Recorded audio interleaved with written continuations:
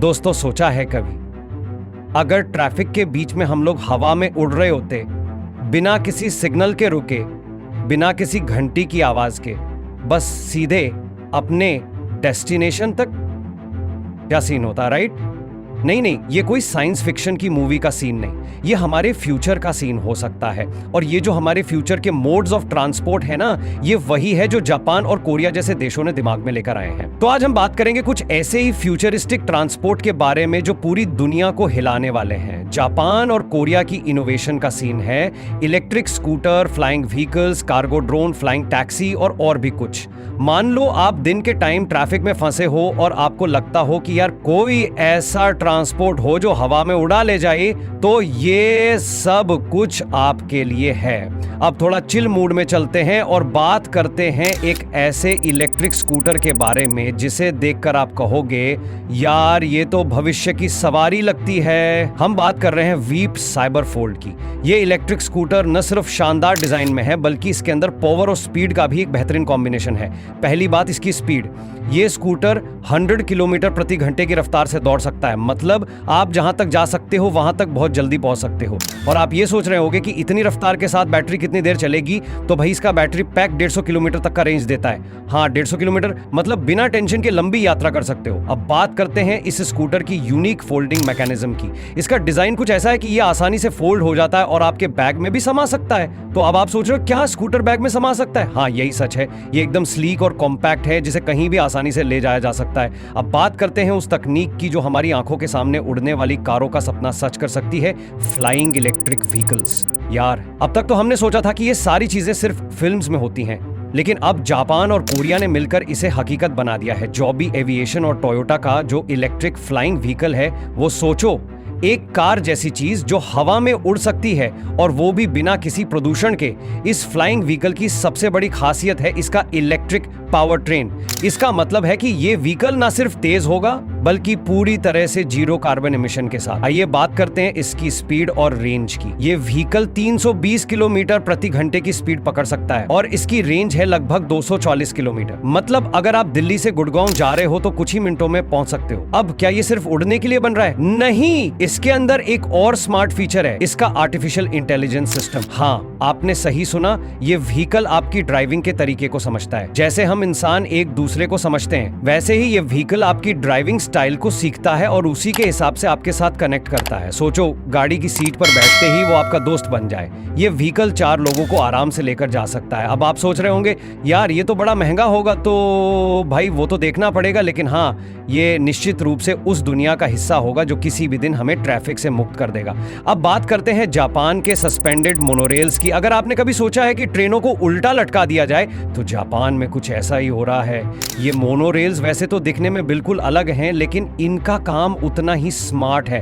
ट्रेनों के बजाय ये मोनोरेल्स रेल के नीचे लटकी होती हैं। अब इनकी स्पीड भी कम नहीं है। ये मोनोरेल्स 100 किलोमीटर प्रति घंटे की रफ्तार से दौड़ सकती हैं, मतलब जल्दी पहुंचने के लिए आदर्श। और इनकी कैपेसिटी भी लाजवाब है, 100 से 300 पैसेंजर्स तक। अब ट्रैफिक और भीड़ भाड़ से दूर ये सब होंगे ऊंचाई पर, खुला माहौल और एकदम क्लीन।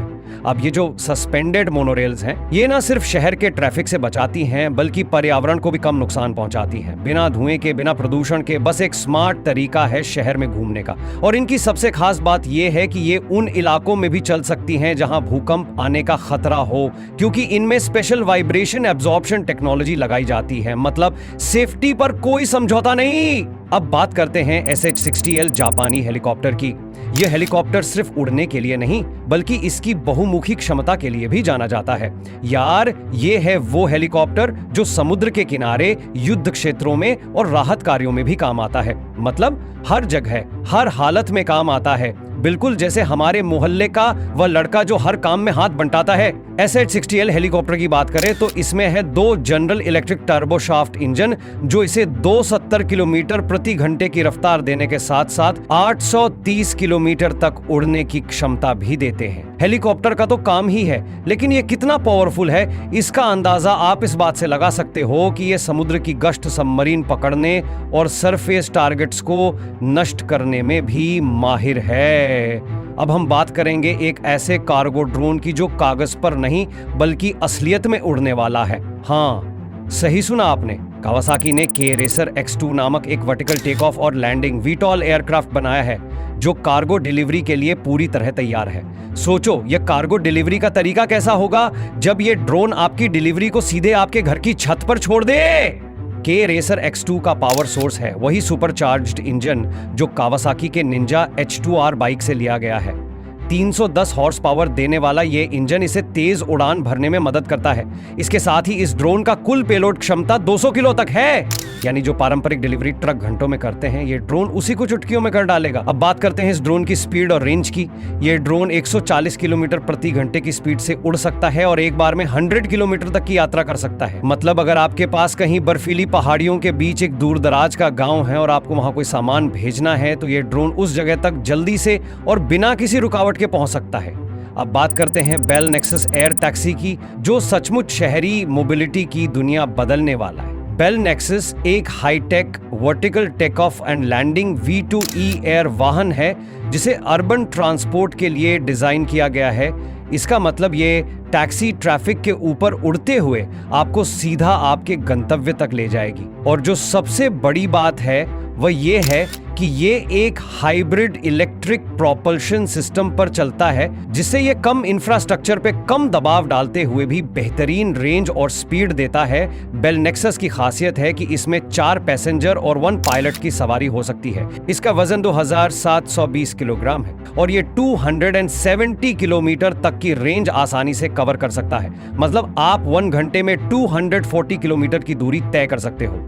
इससे आपके डेली रूट्स तो बहुत फास्ट हो ही जाएंगे, साथ ही ट्रैफिक की भी कोई चिंता नहीं होगी। बेल नेक्सस को जो एक सच्चा गेम चेंजर बनाता है वो है इसकी हाइब्रिड इलेक्ट्रिक टेक्नोलॉजी और इसकी कनेक्टिविटी। हाँ, बेल इस एयर टैक्सी को शहरों में इंटीग्रेट करने के लिए काम कर रहा है और ये आने वाले समय में एक स्मार्ट और पर्यावरण को बचाने वाला तरीका साबित हो सकता है। तो अब तक आपने देखा कि जापान और कोरिया जैसी देशों में कैसे भविष्य की सवारी का सपना सच हो रहा है और ये सवारी सिर्फ किसी फिल्म का हिस्सा नहीं बल्कि ये सब हकीकत बनने वाला है। चाहे वो सस्पेंडेड मोनोरेल्स हो, फ्लाइंग टैक्सी हो, इलेक्ट्रिक स्कूटर हो या फिर कार्गो ड्रोन, इन सब का जादू अब हमारी जिंदगी का हिस्सा बनने वाला है। और क्या आप सोचते हो कि ये सब ट्रांसपोर्टेशन का तरीका हमें कब मिलेगा? यकीन मानो बहुत जल्द। तो आपको क्या लगता है कौन सा ट्रांसपोर्टेशन सिस्टम सबसे ज्यादा कूल होगा? फ्लाइंग टैक्सी या फिर वो सस्पेंडेड मोनोरेल्स जो सड़कों से ऊपर चलती हैं? क्या या आप इसे अपने डेली रूट्स का हिस्सा बनाना चाहोगे? अगर हाँ तो नीचे कमेंट्स में बताना मत भूलना।